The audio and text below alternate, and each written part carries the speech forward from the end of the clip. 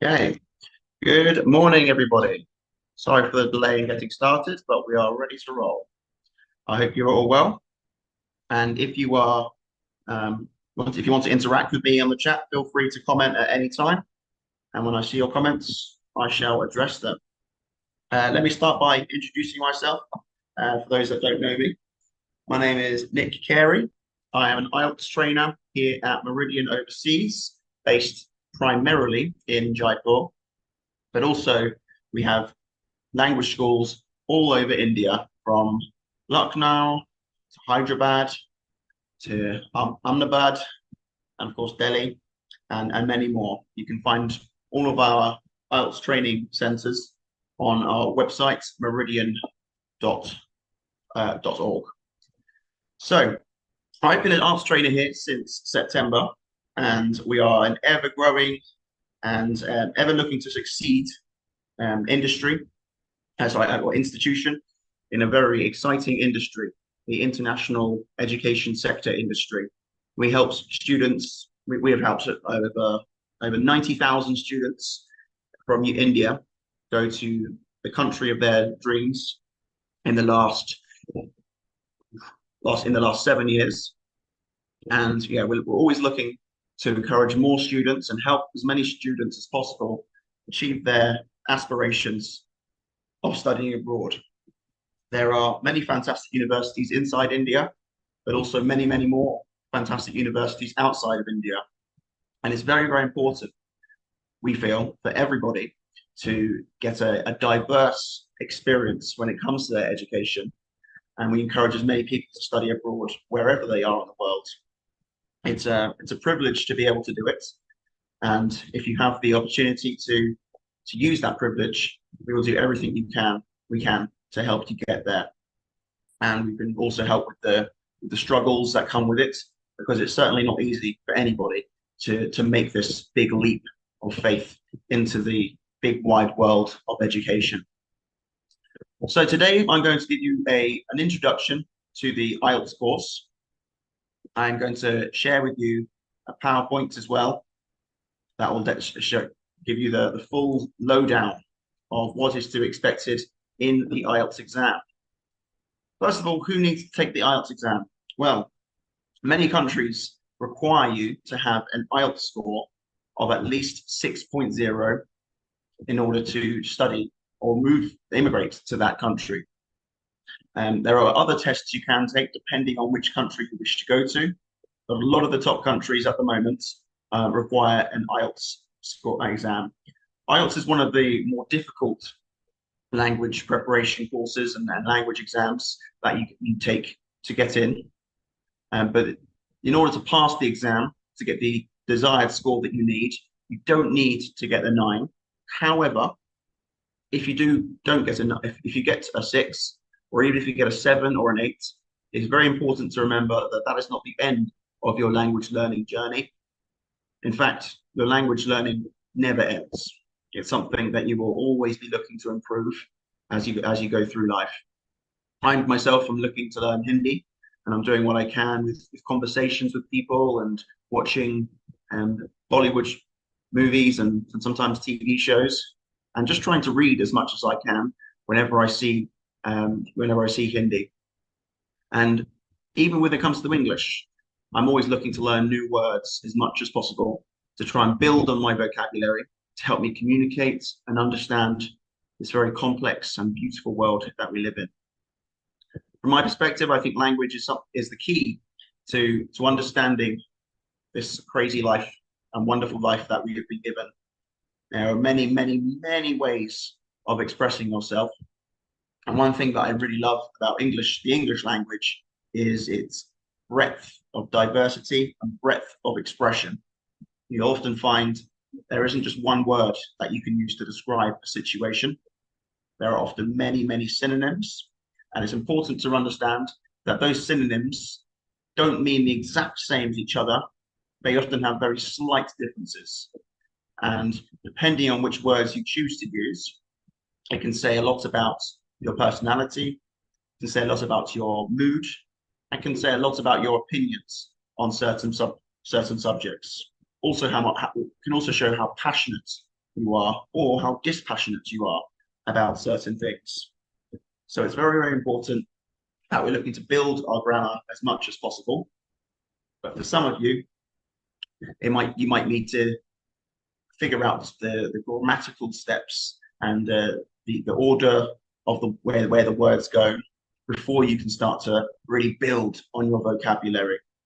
But here at Meridian, we often encourage you to learn more like words, and our experienced trainers will often be delivering new lexis or vocabulary to help you express yourself in many more ways.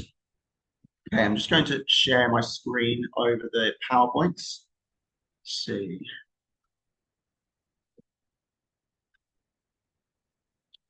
Okay, and here we are.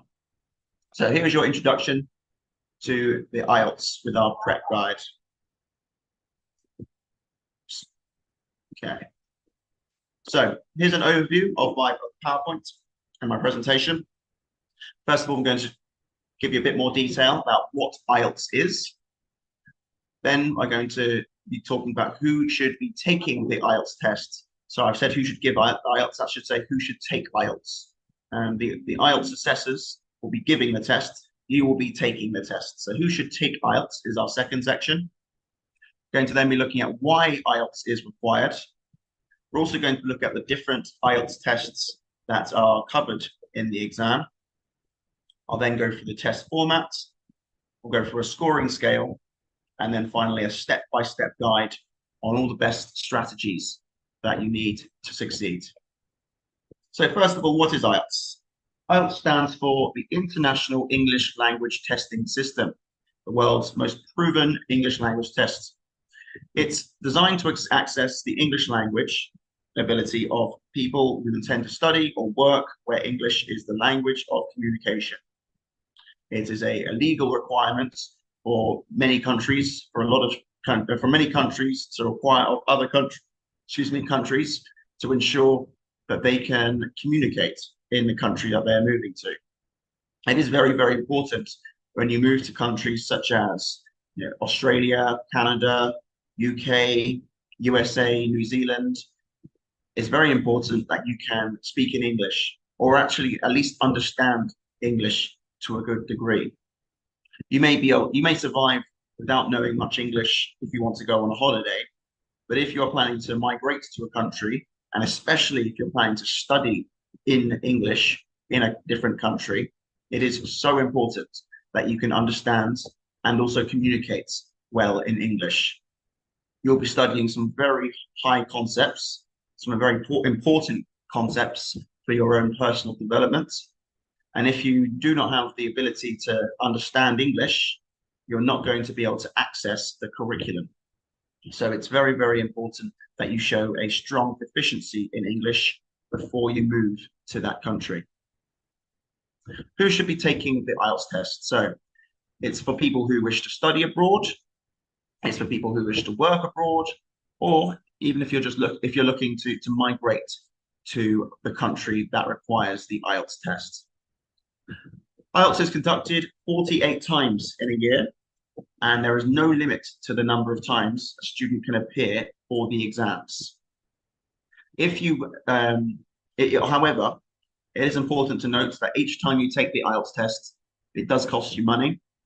So please ensure that you are at a confident stage where you know you can get your desired grade before booking your test. Why is IELTS required? So IELTS is used around the world for a variety of purposes, as I've mentioned. You'll improve your English language skills. This is something I think is really, really important to stress. I think a lot of people have a misconception about education. A lot of people are focused a lot on the results of what they want to achieve. But really, it's important to understand that education is something that is inherent within us as a human species.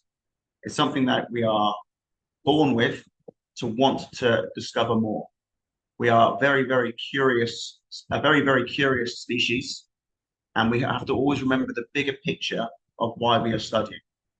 We study to better ourselves, We studied to understand ourselves better and also understand the people around us and the world that we have been born into.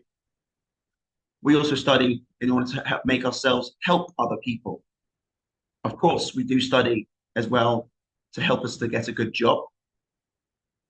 However, there are many, many other great reasons that we study. I really, really want everyone, not just people that come to Meridian, but everyone watching this video to understand that we do not study in order to pass an exam. Passing an exam should just be a byproduct of why we study. We obviously want to pass those exams in order so we can prove to our bosses, our parents, and the people around us of how hard we have worked and how well we understand things. But do not let your ego get in the way of the reason why we study. We don't study to pass exams. We study for the love of learning. IELTS will help you achieve getting to your dream university. Of course it will. When you go to your university, they might require an interview and they'll look at your IELTS score. If you have achieved the right score that the university requires, then they will have no reason to deny you for your English language proficiency. However, it's important to note that unless you get a 9, you're definitely going to need to keep learning English, to keep building on your comprehension, on your communication, and also your listening skills as well. And these things aren't something that a grade can really fully accurately use to define a person. Okay, those grades are mainly for the institutions that require them. For you personally, you can use that grade as an indication of where you are at, or you can use it as a source of pride for a little bit, but you do not want to keep resting on your laurels. You do not want to keep using that as an excuse to think, I have got enough English. In my opinion, nobody has enough English understanding in their mind. We're always looking to improve as much as possible. So over 11,000 organizations in 140 countries recognize the IELTS test. This is why it is such a huge test. I will say though, just before I continue, that if you feel like IELTS isn't the test for you, you may discover that the country you wish to go to doesn't require IELTS. And there are many other language tests that you can put yourself in for, all of which we cover at Meridian overseas as well. So before booking an IELTS course, just do some research into what tests are required for you to go to the country that you wish to go to. If you're finding that research hard, then Meridian Overseas can help look into that for you. We have a team of experienced counselors. We have a team of experienced trainers who will then help you get to your desired course and desired grade. But remember that there are people here who are very highly trained and are very experienced in helping you figure out this very complicated world of international education. So do not hesitate to reach out to us at Meridian if you require any support. With IELTS, you can choose how you want to take your tests. You can do it on paper or computer, depending on which way you feel is more supportive for your learning needs. So there are 2 types of IELTS tests. You have the academic and the general. The general tests are taken by people who move to foreign countries for the purposes of PR and jobs, and the academic test is held for higher studies or any other course. And you'll find that the academic test is even trickier than the academic course, than the general course. You have the IELTS exam pattern, computer-based, which is taken online at the center, and you can have a pen to paper-based one. Perhaps if you're more environmentally inclined, you might wish to opt for a computer-based one, but for many people, sticking to old-fashioned pen and paper can help their understanding and can help their performance a lot better. There is something quite magnificent about what happens in the brain when we have a pen applying it to paper. and certain things happen between the connections of our hand to our brain that can create better ideas than when we are typing. So it's important to know what kind of a learner, what kind of a performer you are, and to help you discern which is the best type of test for you to take. And the computer-based can be booked multiple times in a month. However, the pen and paper-based one can only be taken 4 times in a month. The IELTS test components consist of a 60-minute writing test, a 60-minute reading test, a 40-minute listening test, and then a speaking test with an IELTS assessor at the center, which takes anywhere between 11 minutes to 15 minutes. And I'll go into those in a bit more detail. So the writing test has 2 questions, task 1 and task 2. Task 1 is when you're given a picture, either a map, a diagram, some sort of a process, maybe something like a water filtration process might be explained in a diagram. You might be given a table, a graph, or a chart, which describes the trends and the changes with a certain group of people or a certain or certain quantities of something. And you will have to then describe what is in that picture, what is happening in that diagram, in the best English that you can, for a minimum of 150 words. This test is testing how well you can use spelling, punctuation, grammar, but also how well you can organize a long piece of writing, and how well you can explain and how coherently you can explain what is happening in a picture. Task 2 is a longer word count, and this assesses this assesses more your opinions and a little bit your personality as well, in your own personal writing style. You'll be given a question of a sort of political or philosophical nature, and you have to argue a point of view. Now, once again, we're not going to judge you on your political or philosophical beliefs, but you will be judged on how well you can coherently structure an argument. You'll be assessed on how well you can use paragraphs in your writing, because organization and writing are extremely, extremely important. I don't know if you've ever read something that has not been organized well. Perhaps you might have read something that is just all in one big paragraph. And when you see something like that, it does feel like someone that is rambling incoherently with no direction and no purpose. Even if the sentences themselves make sense, sometimes something won't make sense unless there is a natural progression of the ideas that are being presented. So once again, your coherency, how easy you're able to be understood, is being assessed in this question. And as always, you're being assessed on your spelling, punctuation, and grammar. Here at IELTS, we do lots of writing tests, and we frequently will be marking your work and giving you regular feedback on the minor details that you need to improve on. Once again, I'm sure you'll have noticed from maybe reading Facebook comments or Instagram comments that perfect writing is very, very hard to come by. And it's something that takes a lot of practice and a lot of hard work to become a master at. And everyone has the opportunity to become a master at writing.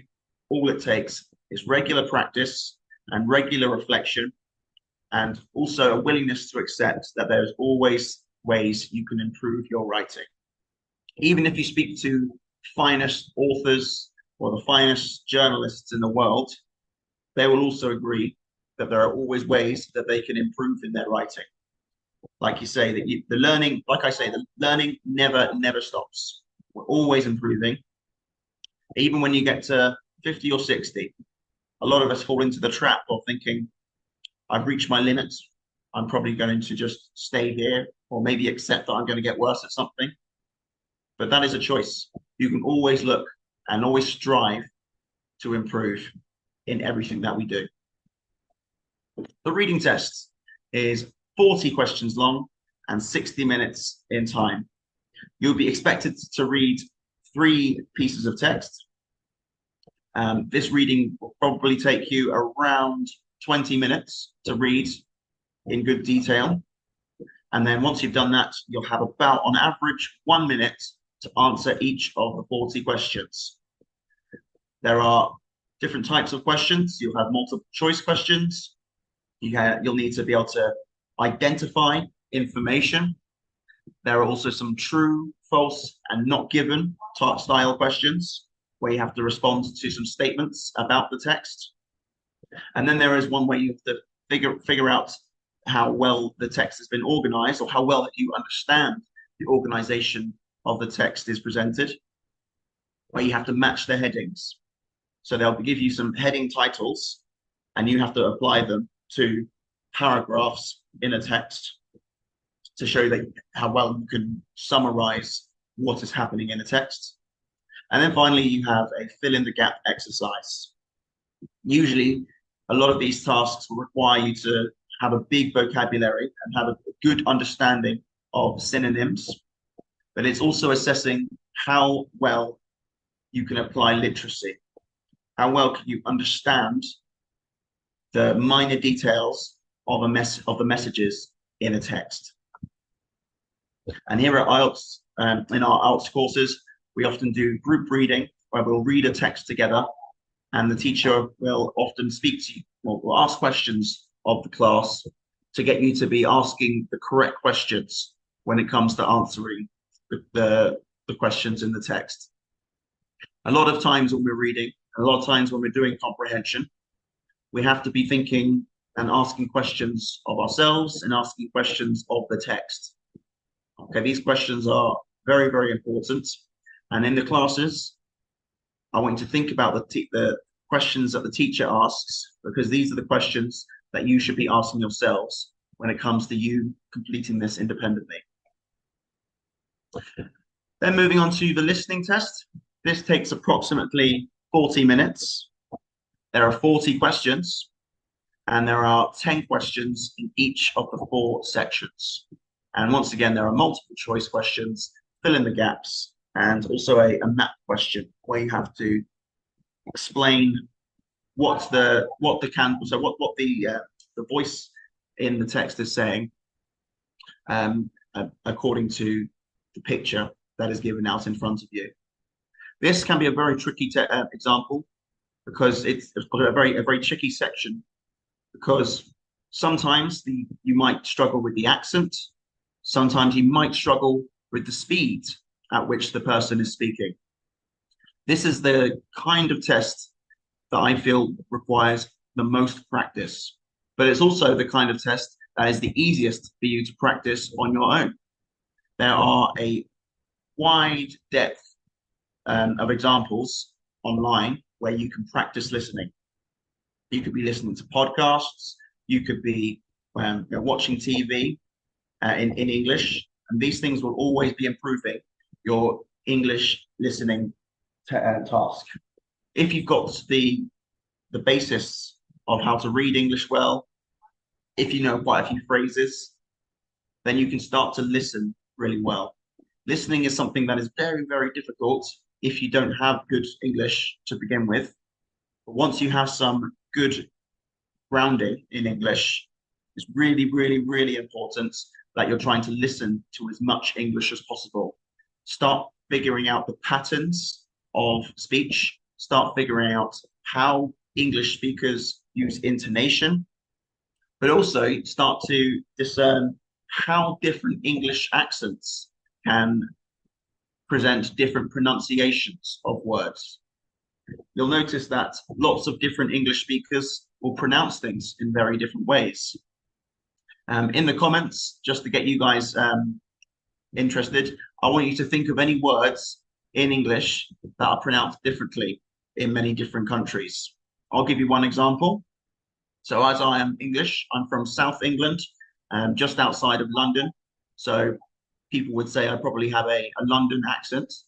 I would pronounce the word tomato as tomato. I think Hindi speakers say tomato, but Americans will say tomato, tomato. Sounds a bit strange in my accent, tomato. They say tomato in their accent. And so I want you to have a think about any other words in English that maybe different English speakers from Britain might pronounce them differently, or how English speakers and North American speakers might pronounce them differently, or even how our Australian friends, how are there any words that they might pronounce differently to how you would understand English? Because you'll be speaking in your accent when you speak in English. You can try to put on an accent a little bit if you feel it helps you be understood differently. But it's important to understand that you're not expected to change your accent when you're learning English. English is spoken all over the world, and there are hundreds, if not thousands, of different accents in the English-speaking world. So it would be ridiculous for IELTS assessors to expect you to speak in a certain accent. There are some languages that really stress that you must speak with a different accent. But in English, it's important that you maintain your own, you express yourself how you want to express yourself, and don't lose the, the individuality and the beauty of your own voice. Use your own voice confidently, but ensure that you can express the pronunciation of words in the accurate way. And if sometimes you're speaking to somebody and they can't understand your pronunciation of a word, sometimes it's because of your accent. Sometimes, though, it's just because you are missing out certain sounds in the word that maybe aren't as clear to you in your accent compared to a native English speaker's accent. So always be thinking about whether you're speaking as clearly as possible, but also expect to encounter many different English accents in your time abroad, and this will help you understand different speakers much better and improve your listening. Also, one last thing I'll say about the listening test: there is a fantastic podcast, or many fantastic podcasts that you'll find on Spotify. If you just type in IELTS listening, I can list you many different great podcasts. There is IELTS listening. There is the IELTS listening practicing, a whole playlist that you can do. But there's a fantastic podcast that I like to listen to, which is run by some Scottish people, and can't remember their names, but it's called IELTS Speaking for Success. So they will often give you some great tips and tricks on how to improve your speaking, but they also provide lots of different listening examples for you as well. Moving on to my favorite, the speaking test. This is something that I personally do a lot of assessing of with our students here at Meridian, and it's split into 3 parts.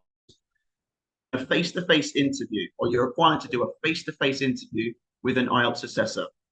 The first part is a friendly conversation where you get to know each other.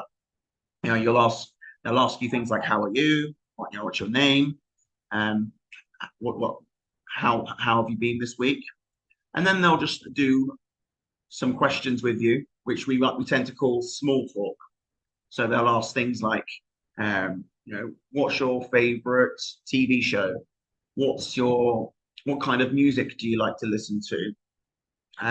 What are your hobbies? What is your morning routine? Things like that.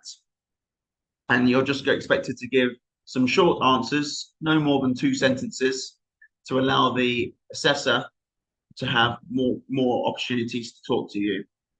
Some students fall into the trap in the part 1 of giving really long, rambling questions. And the issue with that is that it might suggest to the IELTS assessor that you're not confident to answer different questions.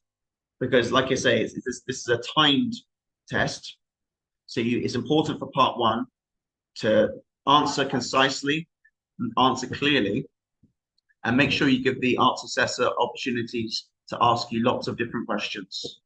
You'll normally get around sort of 8 to 12 questions in this section. Now, moving on to part 2, you're just given one question. And this is also comes with a cue card. So they give you a small card with the question written down.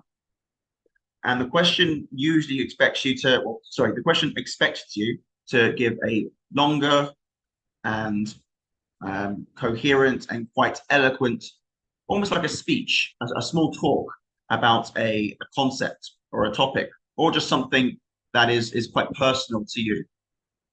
And here they are really assessing how well you can use tenses, because quite often the question will ask you about something in your past. They might require you to use past simple a lot, as well as present perfect and other tenses that deal with the past, as well as maybe a little bit of the presence. Sorry. In this question, you'll be asked something along the lines of describe an occasion where you forgot something important. And you'll be given 1 minute with a cue card in front of you to make some notes about what you can talk about.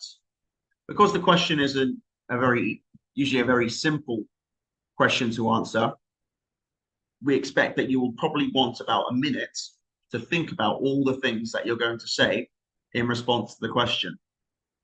Other questions that might deal with your past would be describe a memorable journey that you've been on, or it could be describe a toy that you played with as a child. But they could also be asking questions to do with your personality. It could be something like describe what is the importance of routine in your daily life. It's important also for you to understand, though, that you might be given a question that you don't feel confident to answer. And that's not because you don't have the English language proficiency to answer it. Sometimes the question might be about a topic that you don't have the experience to talk about. For example, you might be asked about a holiday that you enjoyed when you in your life. And for a lot of people, especially when you're only 17 or 18 or 19, you might not have been on a holiday yet in your life. So it would be very unfair of the IELTS assessors to expect you to talk about a holiday that you've been on when you've never been on a holiday.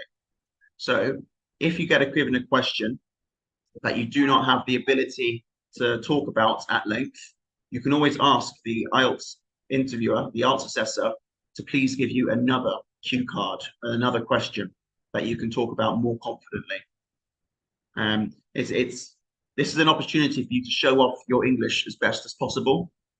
So it would be very unfair if you were asked to talk about something that would cause you to hesitate a lot and try and think of ideas and examples of what to talk about. Moving on to part 3, there are a few more questions that they will ask you. Usually they'll ask you about 4 to 6 questions here, depending on how long you can give your answers. This is like a combination of task 1 and 2 put together, because they'll ask you multiple questions, but you'll be expected to answer at a bit more length than you did for part 1, and obviously a lot less length than you would do for part 2. So make sure that you think carefully about the questions and be able to give a very nice, long explanation that explains your point of view that is being asked of you. Usually your answers to these questions will take about 20 to 30 seconds. So in that time, you might want to answer about anywhere between 3 to 6 sentences long, depending on how accurately you want to give a response. But if you are talking at length, just make sure that you're remembering the most important thing, that you are speaking clearly, you are speaking coherently, which means that you are answering the question clearly without rambling or going off topic. And also make sure that you are using the correct grammar as well. This is always very, very, very important. And also, sorry, that your pronunciation is clear. Okay, so this is once again the kind of thing that is always improved with practice, but not just practice, also listening to feedback and asking for feedback as much as possible. Okay, and when it comes to speaking and learning a language, always accept that you're going to be corrected by someone who is a more experienced speaker than you, or a better speaker than you. It can feel like a bit of a kick to your ego when somebody corrects you, especially if they correct you in a not very polite way. But try to discern when someone is correcting you in a polite way. So here at Meridian, if you ask a question or if you say something in a way that is not the correct pronunciation or not the correct grammar, we won't tell you, no, that's wrong, say it this way. We would just correct you and lead you to the correct way of speaking. For example, if you asked me a question like, when did you went to here? When did you went to India? I wouldn't say, when did I went here? That's not the correct way of saying it. You should say it this way. We wouldn't do that here because that sounds too judgmental. If you ask me, when did you went here? My response would be, when did I come here? Well, I came here in 2023. Okay. When someone is doing that to you, when someone is maybe correcting you in a polite way, just really take that on board and consider how you can say that, speak that sentence better in future and apply that grammatical structure, the pronunciation in your future discussions with people. If you sense that someone is correcting you and you aren't fully sure, do not be afraid to ask. Okay, asking questions is the best way to improve at something. It shows that you want to learn, shows that you're willing to reflect, and it allows you to get feedback from a more expert speaker. Okay, before I continue, I'm just going to see if I've got any comments from you. I'm not sure where I can find where the comments are going to come from. Bear with me.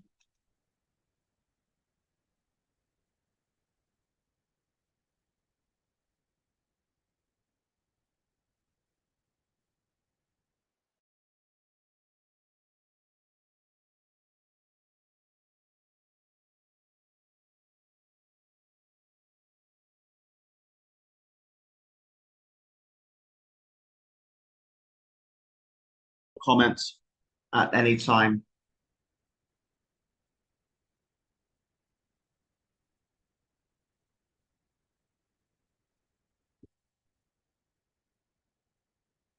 Okay, back to the presentation. So here are the scores for your IELTS. If you're an expert speaker, you would receive a band 9. It's quite rare for somebody to get a band 9. Even a lot of native English speakers would probably struggle to get a band 9. I think even myself, if I was not feeling very well on the day of the exam and maybe ideas weren't coming to me clearly, even I could find myself slipping into a band 8 sometimes, I think. So a band 9 is the kind of score that's given to someone who has really mastered English, has probably been learning it for many, many years, and has probably been has been speaking in English very, very frequently for all that time, and is probably someone that can think very fluently in English. Now, when it comes to mastering a language, it's very, very important to start thinking in that language as well. Just when you're reflecting and having times to yourself, your stream of consciousness might be in your native language, but when you start to just think those thoughts using different words, the words of a different language, then you're going to be on your way to becoming an expert speaker of that language. Language learners often tend to say that they started to become fluent in another language when they started to have dreams in that language. They wake up in the morning and will think, gosh, I had that conversation with that person that in that liminal space in English. It could be so strange that maybe you had a conversation with your parents who you'd normally speak in Hindi or Maharashtrian. Maybe you were having a conversation with them in English. Could be you could have had a conversation in English in your dreams with someone who doesn't even speak English in real life. But such is the power of language on our dreams and on our psychology. So expert speakers who get band 9 are people that probably frequently think in that language as well. And the same goes for people who are very good or sometimes good as well. It's that they are very difficult scores to achieve. If someone is very good, I find that I could have a conversation with them in English about almost any topic. When we go into some very esoteric, sort of very specific topics, then maybe they might have to ask some questions about what I mean, or maybe there might be some slight misunderstanding when we're talking about very high concepts. But people that are very good at English can have a conversation with any English speaker. People that are good, again, will be able to have a nice level of conversation, a kind of level of conversation where you become very good friends with somebody, because you can talk about everyday things, you can talk about your interests at length, but maybe you wouldn't be able to talk about very, very deep concepts with someone and really get to know somebody in English. So if you do get good, just remember there is plenty more learning to do if you want to really succeed in an English-speaking country. If you achieve a band 6, that's fantastic because you'll be able to go to any university in the world. However, you may find that there are lots of things that are holding you back when it comes to communicating with someone. They might struggle to understand you. You will probably struggle to understand them unless they are talking very carefully to you. You would also find it quite tricky to access curriculums in a country that you're studying in. So do understand that if you do get a band 6, that is fantastic because you can go to any country, pretty much any course in any country that you wish to study in, especially if it's an undergrad. But do understand that that you're just halfway in your journey to be a master or be an expert at English. There's plenty more studying and plenty more learning, plenty more practice that you'll need to be doing. For band 5, we call that a modest level of English. This would be good for being able to give directions and be able to help somebody in English or even help yourself in an English-speaking country. People who are modest and get a band 5 in English will easily be able to travel in UK, Australia, and get around and order things at restaurants, order things at bars, and ask for directions. You should be able to to read pieces of information that are given out. You might be able, you'll probably be able to read some newspapers in the country that you wish to go to. But when it comes to really understanding what is happening around you, you will again have a long way to go. And scoring a band 5 will not allow you to study in an English-speaking country. So it's very important that 5 is something that maybe you might be proud of getting along your journey in the IELTS classes, but it certainly shows that you have a long way to go to be someone that you could say they are very good at English. Okay, I would say that if you're a band 6 or 7, you could probably tell people, yeah, I speak English. If you're a band 5, you would probably have to say something like, I am learning to speak English and I'm working hard at it, but you're going to be very limited. I think a lot of people that I speak to in India, outside of work, and sort of the people that I speak to in shops and restaurants and things, I would say they're around a sort of a level 5. So their English is a million times better than my Hindi. So I would never criticize them for their English. But I would have to admit that there's still a long way to go for them to be able to fully understand me and for me to fully understand them. But we can definitely do the basics and do like 90% of what is needed when you're communicating with a stranger for 5 to 10 minutes. Okay. And band four, again, it shows that you have limited English, but it's still pretty impressive for someone to have band four.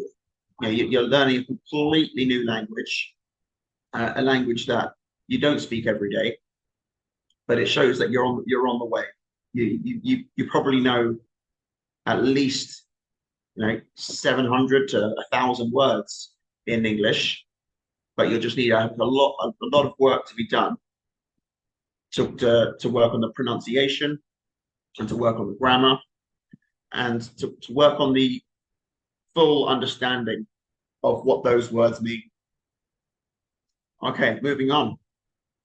So the 5 steps to take in order to get to your IELTS destination. Starts off with inquiry. So you log on to a website like Meridian Overseas, meridian.org, and a little message will pop up saying, "Hey, how are you? How can I help you?" And then you can ask questions like, I want to go to this country. What is necessary? We'll then tell you about visas and application processes and things, but we'll also ask you, do you have this level of English qualification from your CBSE, from your 12th class? If it's a no, then they'll say, okay, you will need to take an IELTS test. Then we would register you onto an IELTS course with us. We would then give you plenty of training. We offer a 3-month course with about 3 hours every day from Monday to Saturday, sorry. And then after about 2 months, 2.5 months, we would then suggest that you start to book your IELTS test. Well, we'll give you a mock test. We'll give you plenty of mock tests. If you've scored a 6.5 or a 7, then we'd suggest to you that you're probably ready to book your IELTS test. And then once you get that confirmed, you then have your test day. And within about 5 to 7 days, you will get your results. And if you still have some time left on the course, even if you've got your IELTS results, it's still fantastic for you to come back in. Keep learning, because you can have a bit more of a relaxed time in the sessions. You've achieved the desired result. But as we always say here, the English learning never stops. It's always great to keep coming in, always great to keep speaking to your trainers, and keep speaking to the friends that you make here in English, because as everything, this is all about practice, all about exposure. And we have very friendly students here at Meridian. And I've witnessed myself in my 2.5 months here how many friends are nurtured and created here. It's beautiful to see. Even myself, I'd say I've made friends with some ex-students already. We are very friendly trainers. We like to speak to you as much as possible. We like to get to know you more, because that's the beauty of language. Language is what creates a bridge between minds and hearts. It's what makes us less lonely in this world. I want you to imagine what it would be like if you had no language whatsoever. If everybody had no language whatsoever, how would we understand ourselves? How would we understand the world that we're living in? So we understand at Meridian the importance of language learning, and we're always looking to push people to their limits. We like to make people stressed at Meridian in a good way, because learning is stress. It's not the kind of stress that you might think about, that you might associate with negativity. It's the kind of stress that is just inherent with the world. It's natural to be stressed. I would say that it's important that you feel a little bit of stress every single day. Stress is where we learn things. We have a zone of proximity where stress and challenge causes us to better ourselves. I don't want you to be thinking of the stress where you're having a mental breakdown or mental health problems. I'm talking about the stress that is around here where we have to try and better ourselves. Okay, we have a problem in our minds and we either give up the problem or we meet that problem and move on to the next problem. We never settle and feel like we've reached a destination where we never feel any stress or anything at all for the rest of our lives, because that's not what life is about. Life is about a journey, and a journey should be about enjoyment and a little bit of stress, because that's what keeps you on the journey. There is no destination in life. It's always journey. You might be reaching certain destinations along your journey, but there is no such thing as the destination. Think about what you want in life and think about you achieving that thing you want in life. Is that everything you want? You're just going to stop? No. You'll find more things that you want to achieve. You'll realize that that dream was just part of your journey. You'll always want more. And that's something that I've, that we all discover as we grow older.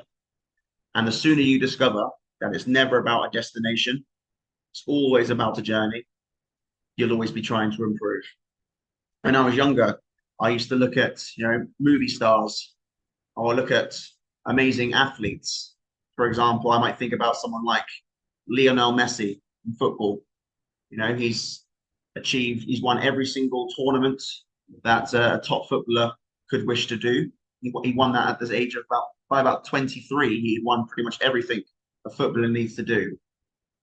But that was just part of his journey. He kept making more destinations and keep striving more.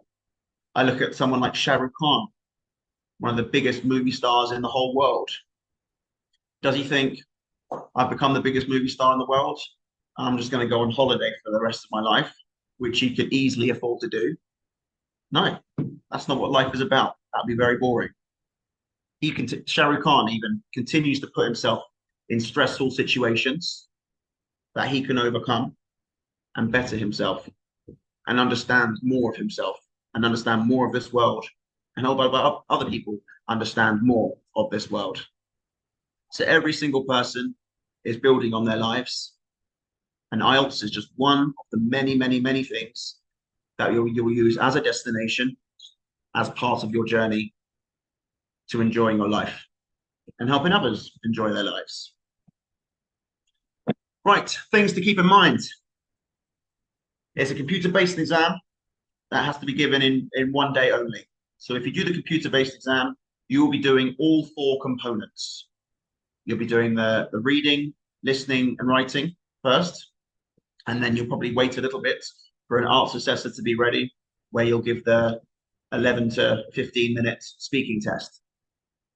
In the pen and paper-based exam, you do the listening, reading, and writing in one day, and then you come back again to do the speaking test on a different day.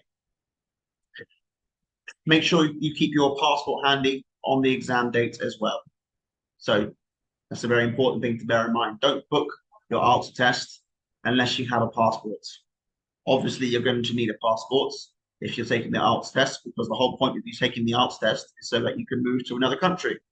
And you can't move to another country unless you have a passport. Your result declaration. So if you do the computer-based exam, it takes about 4 to 5 days. And if you do the pen paper exam, your results will be published within 13 to 14 days. Also important to note, this is quite a new development with the IELTS exam, is you can retake just one component if you wanted to. Let's say you're really good at reading, you're really good at writing, and you're really good at speaking, but sometimes your listening skills struggle, or maybe the listening test had an accent that you just really, really struggled with because you'd never heard that accent before. you might find that you're a very good English speaker that's got an 8 in writing, 8 in reading, and an 8 in speaking, which is fantastic. But because you really struggled with the listening exam, because that, maybe he had a maybe they had an accent like mine, which is very hard to understand. I hope it isn't, by the way. But I don't want to make fun of someone else's accent. But there are some English accents that even I struggle to understand. And so, of course, if you're learning English as a non-native speaker, you might struggle to understand the accent. You might find that you might have scored like a 5 or a 5.5 in the listening. Well, actually, if you scored a 5, sorry, that would be quite bad, especially if you're somebody that is getting an 8 in writing, reading, and speaking. If you're someone that's got a 5 in listening, but has absolutely smashed all the other components and got an 8, you'll find that unfortunately that score of 5.888 is not good enough to get into many universities. It probably won't be good enough for you to get into the university of your dreams, because getting less than a 5.5 in one of the components automatically would disqualify you from getting from passing the IELTS test for that university. But fear not, if that happens, it will be a bit annoying, but it's certainly not a tragedy. You don't have to retake the whole exam again. All you would need to do is just simply book a listening component test for another day. It costs you a little bit of money, but how nice is it that you don't have to redo the whole reading? You don't have to redo all that writing. You don't have to give up practically a whole day again to complete the whole IELTS test. You can be really happy and really satisfied that you've got a very good result of 8 in your reading, writing, and speaking, and just come in again on a different day and spend 40 minutes retaking the listening exam. So all you have to do is just practice your listening for another week or 2. And all you have to do is just come in and do 40 minutes of listening. And I'm sure if you're that person that is in that situation, you'll definitely get at least a 5.5 in your listening, or a 6, which is what you'll need in order to fully satisfy all the universities in the world. So you can always retake one component if you need to. If you have a bad section of it, then do not worry. It's also really nice for the speaking as well, because sometimes, especially if we're not feeling very well or we're having a bad day, we might not be very good at speaking. So a lot of people often do really well in the listening, reading, and writing, and then they come in another day and don't do so well in the speaking. Maybe get like a 5 in their speaking. Don't worry, you can just do it again another day. But it's not ideal, because you'll have to pay for another test, and we want to keep as much money as possible, don't we? But just use that as something to hopefully reduce your stress levels when it comes to the exam. You can always just retake one component if it's something that you're not fully satisfied with. And that is the end of my presentation today. Thank you very much for listening. You can visit our website, meridian.org, and our us on application02@meridian.org. Please make sure that you speak to our assessor, to our counselors here, and we'll do everything we can to help you achieve your study abroad dreams. And I genuinely believe we are fantastic and the best company to help you get to your destination. And we can connect you to any university that you wish. If you have extremely high aspirations of studying at a top university, I will assure you I will do everything I can to speak to that university on your behalf and present a fantastic account of who you are. This is what my passion is here, is to help students go to their universities, their dreams, go to the other countries. It is so important that we use the privilege of this modern world to see as much of the world as possible. A lot of people will say scary things about this world, and it isn't. It is sometimes a scary world. But what is scarier is not seeing that world. It can be very scary, especially if you're someone with ambition, to not use that ambition, to just stay where you are in life.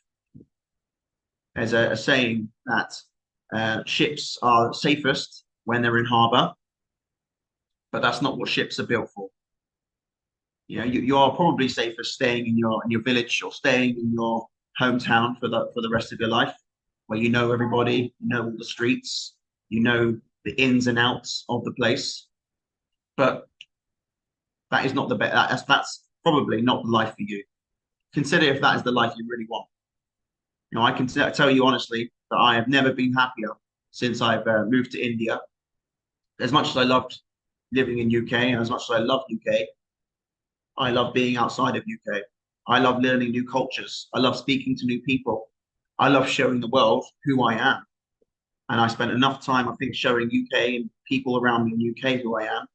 And I absolutely have never been happier showing people who I am in India and learning how to be a different person and improve myself whilst being living here as well. Because everybody changes throughout their life. You know, some people say that as a negative. Oh, you've changed. Well, good. You should always be changing. You should never settle with who you are. Always look to improve. Always look to be positive. Always look to be loving, of course. But changing is a natural part of life. It's a natural part of learning.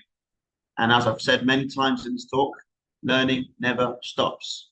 So always look to be learning and always be looking to put yourself on the path of doing the best learning possible. And I firmly believe, as a study abroad consultant and as a teacher in a country that is foreign to my own, it's so important to go and travel and to learn from different cultures, to learn in different cultures. Because not only do you learn things that you'd never learn at home, you also learn the different ways of learning. Okay? There are the way we learn is evolving all the time. And it doesn't just evolve in specific places, it evolves all over the place. So I could go to America and see how differently they learn to UK. I could go to Germany and be amazed at the ways they learn that are different to the UK. I've witnessed how people learn in India. And I think there's a lot of things that the UK could learn from India, but equally, there are many, many things that India could learn from the UK in how we learn. And the only way we can improve these things is by going to those places and seeing it for ourselves. Experiencing something is the best way to learn it. So I do implore you, if you are somebody who is got a bit of dissatisfaction with their life at the moment, or with their education, or is looking to build on their education and learn things in a completely new way that's going to completely broaden their horizons, I really implore you to become an international student. I'm not saying it's going to be easy, and it certainly isn't going to be cheap, but a lot sometimes the best things in this world require a lot of money and require a lot of dedication and hard work. They do say the best things in this life are free, but some of the best things are very, very expensive, like education, like homes, like vehicles even.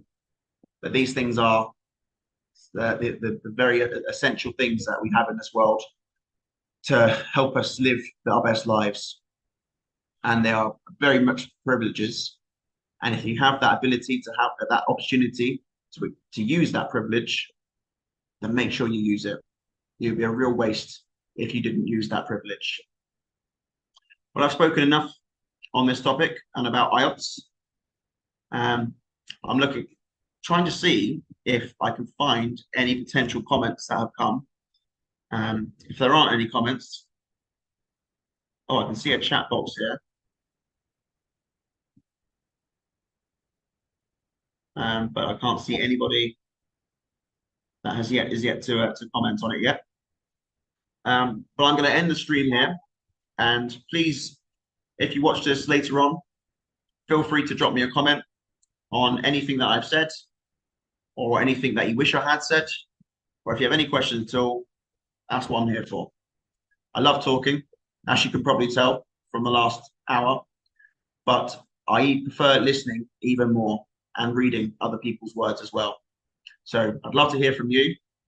But for now, I'm going to say thank you for joining, and I hope you have a fantastic day, and I hope you have a fantastic journey on your way to studying and on your way to career and self-actualization.